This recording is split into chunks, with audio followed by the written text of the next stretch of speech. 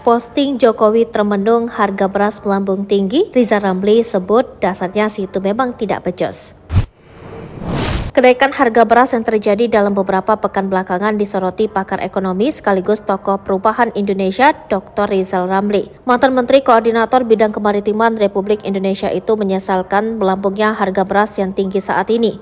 Dalam status Twitternya, Rizal Ramli menilai Presiden Joko Widodo hanya sibuk dengan pencitraan yang bertolak belakang dengan kebijakan. Jokowi disebutkannya suka selfie dengan petani tapi masih andalkan impor beras dari luar negeri. Tak hanya suka impor, Jokowi pun membuat petani merana lewat kebijakan pengurangan subsidi pupuk. Akibatnya biaya produksi melambung tinggi, petani pun kini merugi.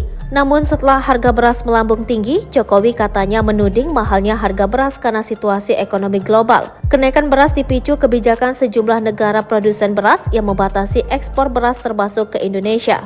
Status Rizal Ramli tersebut merujuk pernyataan Jokowi sebelumnya. Dalam acara Disnatalis ke-60 Institut Pertanian Bogor, Jokowi mengungkapkan ada 19 negara yang membatasi ekspor pangan, salah satunya India yang menyetop ekspor beras. Hal itu berdampak pada kenaikan harga beras di semua negara. Jokowi mengatakan 19 negara tersebut membatasi ekspor demi memastikan ketersediaan pangan di negaranya masing-masing. Situasi tersebut katanya mempersulit upaya pemerintah memperbesar cadangan strategis beras karena sulit melakukan impor. Padahal katanya dahulu banyak negara yang berebut menyodorkan barangnya agar dapat diekspor ke luar negeri.